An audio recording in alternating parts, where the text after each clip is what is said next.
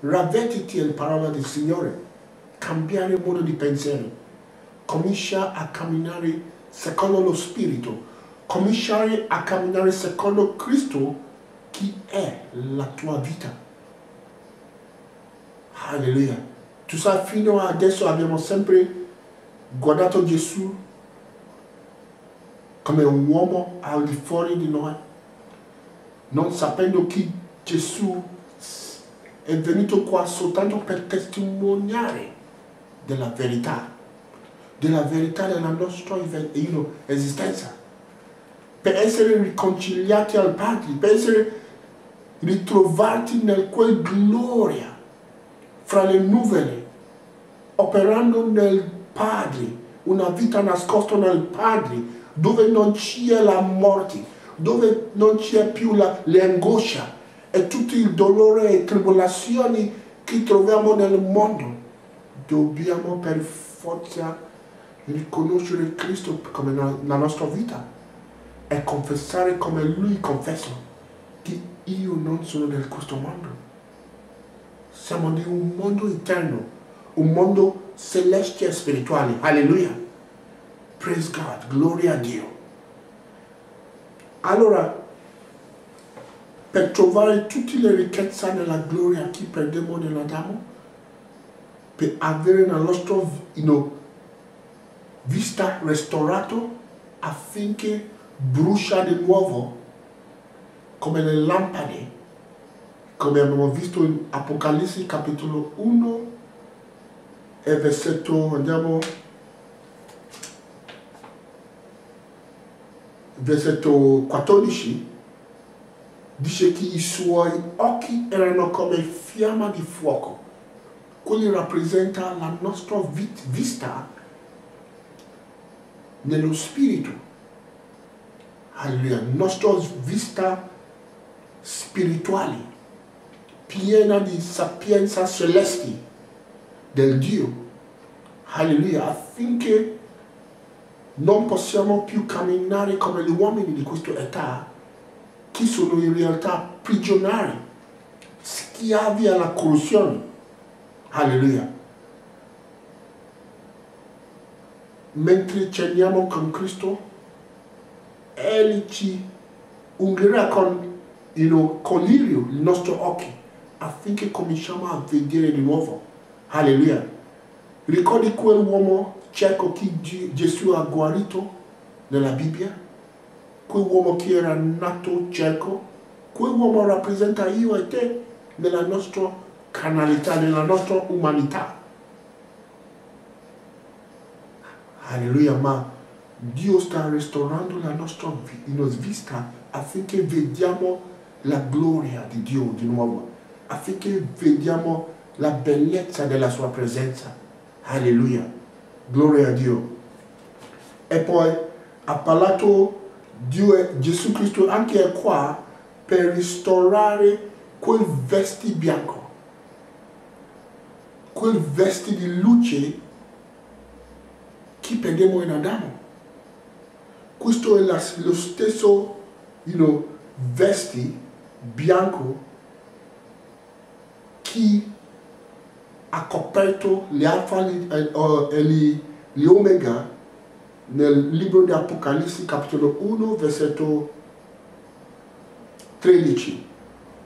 E in mezzo ai 7 candelabri uno simile a un figlio di uomo vestito con una veste lungo fino ai piedi. Ha visto quei vesti lungo ai piedi? Vuol dire che lui era coperto, alleluia, affinché nessuno si vede sua nudità. Questo parla della copertura del Cristo, la coscienza del Cristo, alleluia. Paolo ci ha ammonito in una delle sue lettere di indossare Cristo, vestirsi di Cristo. Questa è la coscienza, alleluia. Siamo coperti nella conoscenza del Cristo, alleluia. Amen. Quando camminiamo così con la fede, troviamoci di nuovo coperto, alleluia, senza vergogna, coperto affinché possiamo avvicinare il Padre e chiedere ciò che vogliamo. Sappiamo che quando avviciniamo il Padre e che tutto ciò che chiediamo sarà concesso a noi. Alleluia. Egli ci ascolta tutto ciò che chiediamo. Però per arrivare a questo livello del fede dobbiamo trovare quel copertura, quel vestito bianco, quel vestito immacolato, alleluia, senza sporchezza della carne. Gloria a Dio. Questo è l'opera del Signore in questa ora. Alleluia. Basta di ascoltare la voce dello Spirito e di continuare nella comunione. Nel questa comunione Egli fa solo una cosa: di rivelare la nostra unità con il Padre sin dal principio, affinché conosciamo in realtà chi siamo nel Padre e il Padre in noi. Siamo uno, tutti insieme uno con il Padre. Dio in noi, fra di noi, alleluia, in tutti gli uomini. Questo è il mistero di tutti i secoli. Però l'ora è venuto per svegliare, ricevere questa voce della verità. Alleluia, ricevere quella gloria che perdemmo al principio, nella caduta di Adamo. Cominciamo a ricevere questa verità in questa ora. Questa è l'ora, fratelli. Non è domani. Non è quando succede qualcosa nel Medio Oriente. Non è quando succede qualcosa negli Stati Uniti. Perché nell'internet e in tutte le parti ci sono tanti documenti diffusi per tutti. Uomini cercano segni al di fuori di loro.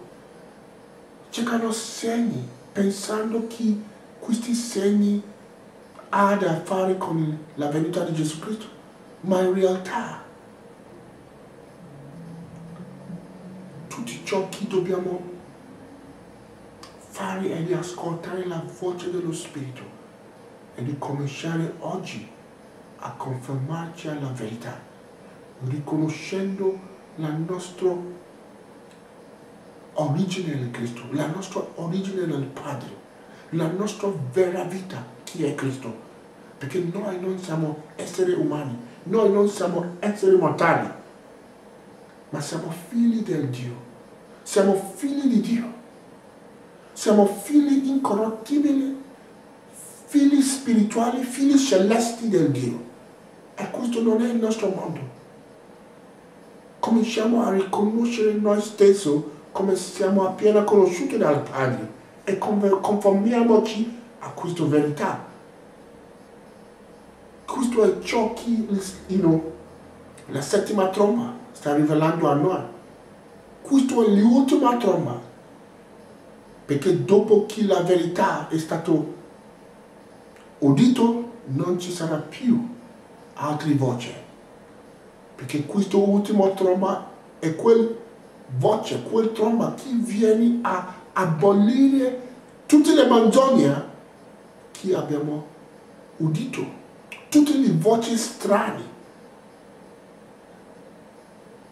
che ci ha legato a mortalità, che ci ha legato a un mondo temporaneo, che ci ha legato a corruttibilità.